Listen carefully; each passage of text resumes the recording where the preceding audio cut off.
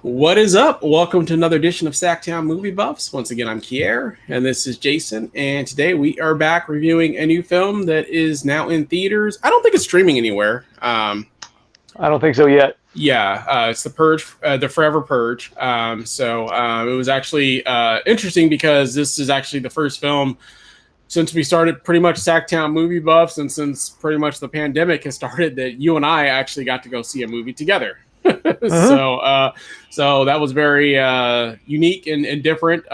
So it was kind of a unique experience. We had both been going to theaters over the last couple weeks or months or whatever, but this is the first time that the two of us actually got to see a movie together. So that was kind of fun, which is something we would do, I would say probably once a month or once every month before the pandemic hit. So it was kind of unique that we actually got to go and hang out and have some dinner and then watch a movie. And, now we can actually talk about a movie that we actually saw at the same time together. So. Yeah, that was cool. It was cool. I mean, like we've been going, like you said, we've been going to see movies together for, over like 25 years now. Yeah. So, taking, a little less than a year and a half off from doing that because of, the COVID-19 and all that kind of thing. It didn't feel weird, really. I mean, like we've gone to see so many movies, it was just kind of like falling back into. And to be honest with you, there's obviously over the last 25 years, there were definitely probably months maybe where we didn't see a movie together for various reasons. So it's not like we're constantly seeing movies together all the time, even beforehand. Usually it was always for sure we would try to get together at least, I would say once a quarter, the two of us, to go catch a movie. At least, and then, once a quarter, maybe you'd have like one of those big movie get together things as well. So, which we'll probably start doing at some point as well, I'm assuming, where we just invite all of our other movie nerds from Sacramento. And sometimes they come from other places as well. We've had a couple times where we had visitors that maybe used to live here or whatever. They came from out of town and were in town to go catch a movie with us also. So I'm sure at some point we'll start doing that relatively soon. So yeah, it basically, it just reminded me how much I prefer, hanging out with you, virtually. So yeah. No, likewise. I was like, what? I could probably go another year and a half without having to sit in the theater with Jason again. So. At least, right? At least least another year and a half. No, it was fun. It was fun, and it's good maybe for not at the expense of the pandemic, but yeah.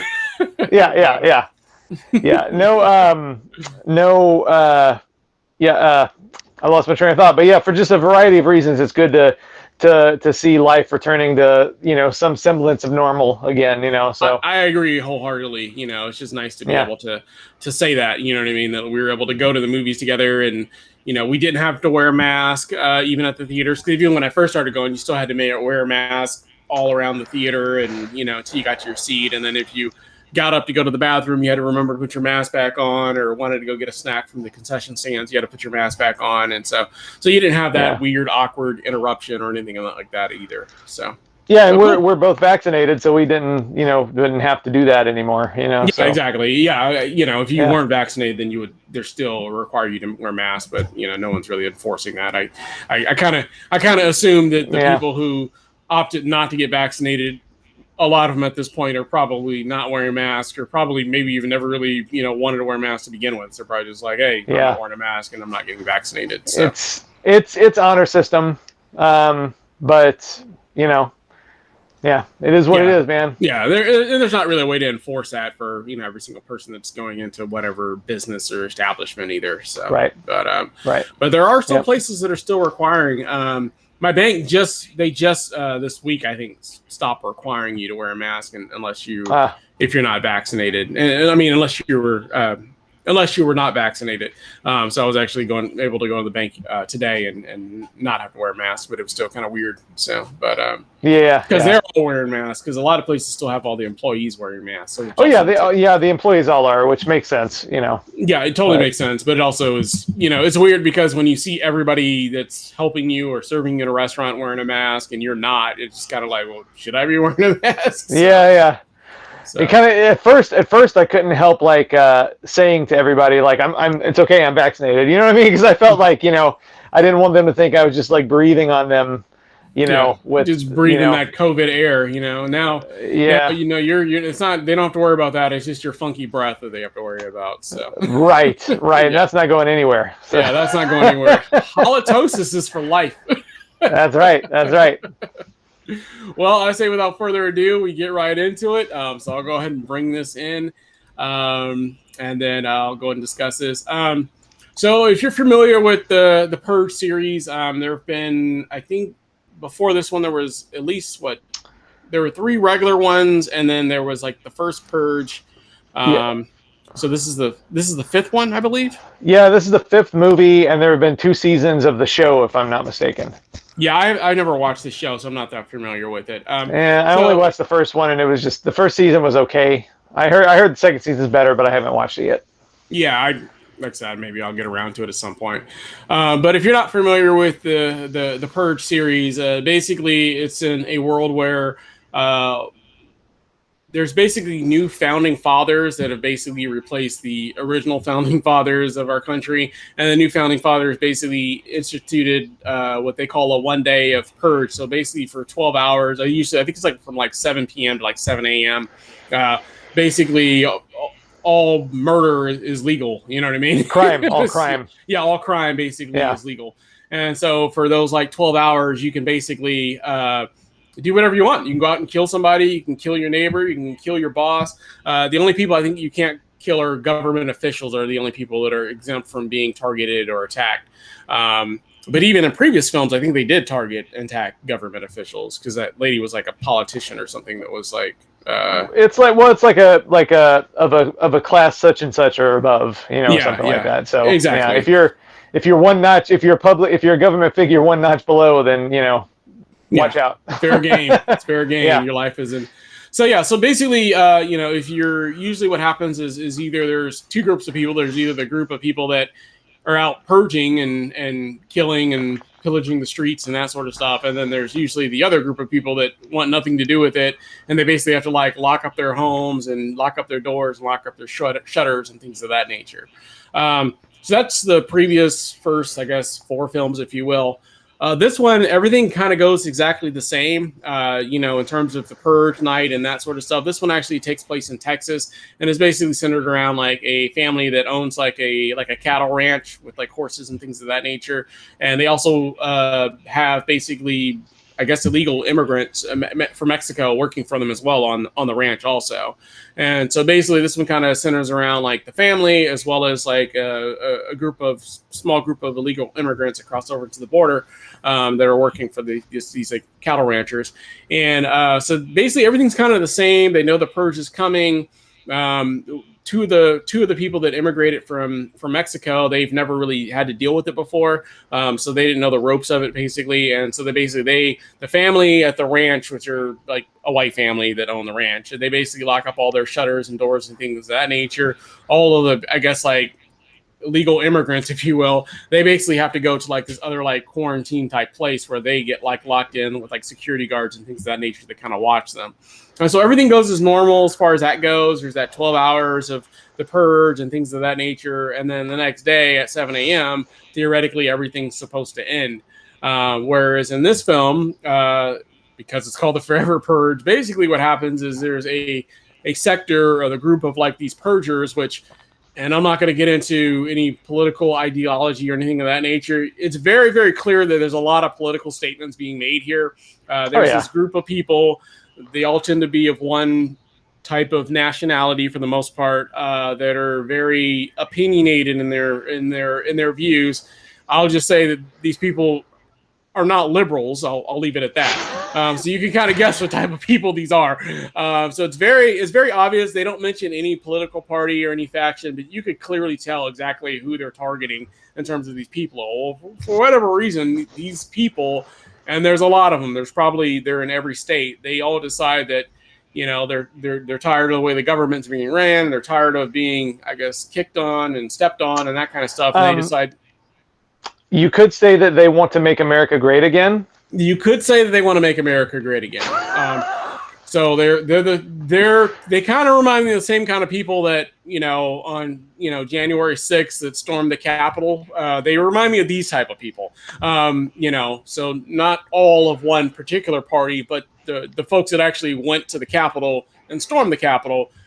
Imagine all these people, basically, if there was a purge enacted, how these people would probably act, somewhat similar to this. So basically, they decide that after the purge is over, that no, it's not over. This is the Forever Purge, and we're basically going to continue to kill people and basically kill anybody that doesn't agree with our ideology, anybody that's an illegal immigrant, maybe a minority, whatever case may be. They're basically going to wipe all these people out. And there's a lot of them. So this one centers around Texas, but it's basically happening all over the country where there's like these uprisings of people. And it basically, in a nutshell, is kind of a civil war, if you will. Basically, that takes place at this. But like I said, they kind of focus on a smaller scale of just pretty much just the family, the remaining that survived the initial onslaught. And then obviously some of the Hispanic immigrants kind of have to band together, and they kind of basically make a decision that they have to basically leave the country and go to Mexico in order to be safe. And one of the rancher's family she's actually pregnant as well, so that adds another dimension to the necessary need of basically being able to get her to a safe place and get everybody to a safe place.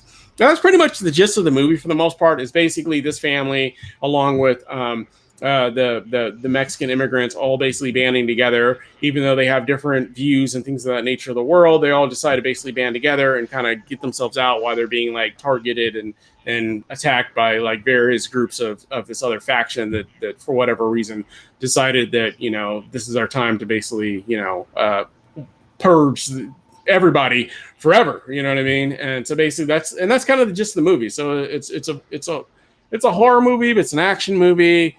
It's a movie that also deals with social commentary, and there's a lot of, if you're looking for action and shooting and deaths and things of that nature, you're gonna get all that in this film, just like in all the previous films.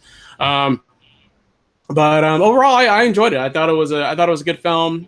I've always been a fan of the series.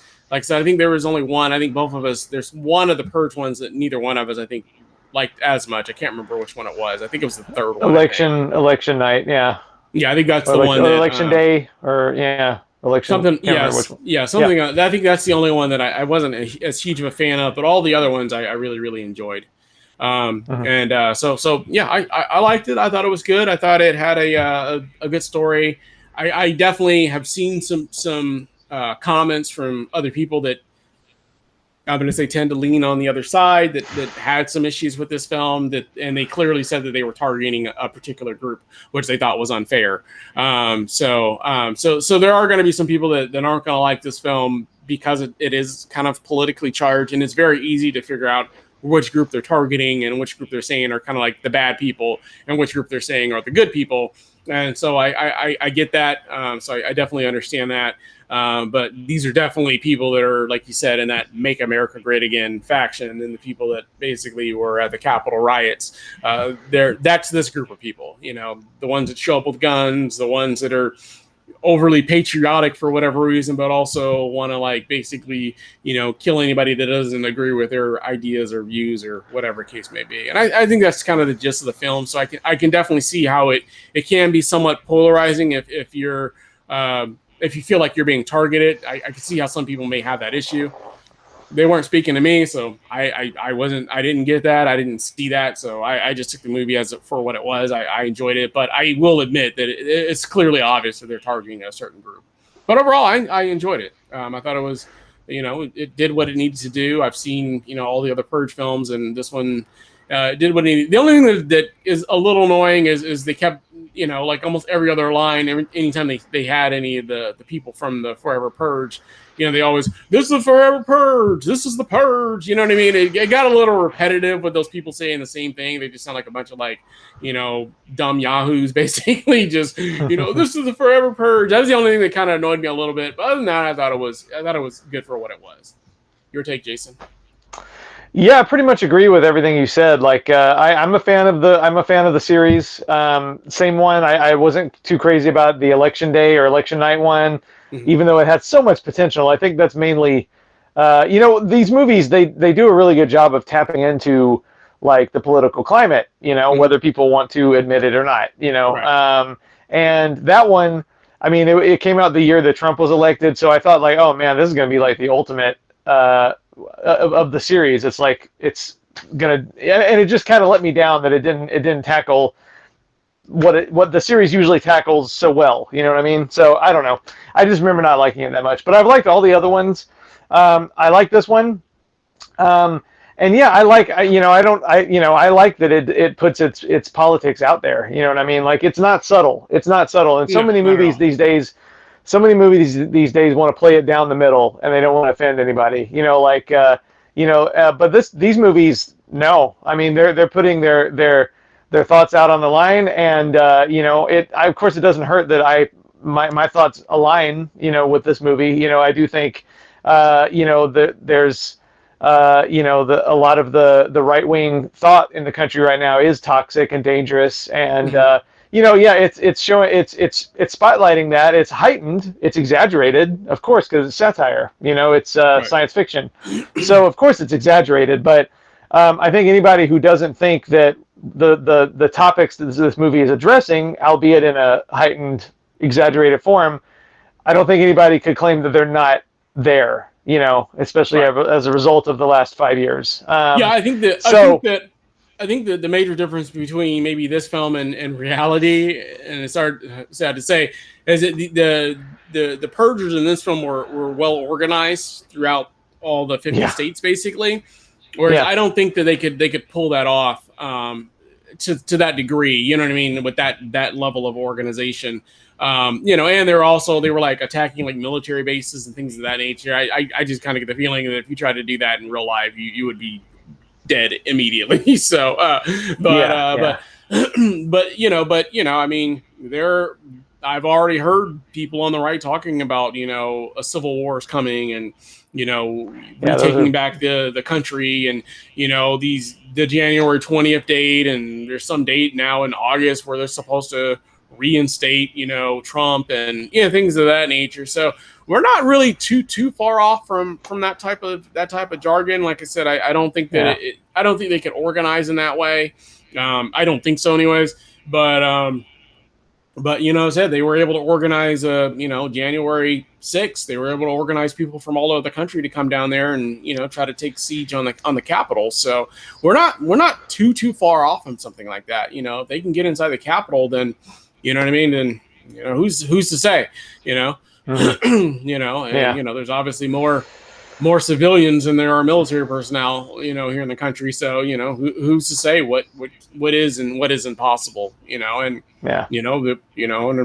history we've had civil wars. So so it's not completely unfathomable. You know what I mean? That there's a group of people that will have one ideal and another group of people that don't, and they start fighting. It's not crazy. So, yeah, I mean, it's fringe. It's fringe. It really is. What worries me more is the normal people who I mean, we're getting off topic a little bit here, but the fact that there was enough regular people to elect him in the first place, and voted for him again. I mean, like that's the scariest part to me. Is that even more people voted for him the second time, which is even scarier. Yeah. So that's there are that many people that are either oblivious to or just okay with the way he was running things. But anyway, let's get back to the movie. But that's what I would prefer to do anyway, because we can talk on this for hours. For sure. But I like the movie. I also really appreciated that. One thing I really like about the whole series is that they're very John Carpenter influenced. John Carpenter's my favorite filmmaker, and this, I mean, like especially Anarchy, the second one, the first Purge.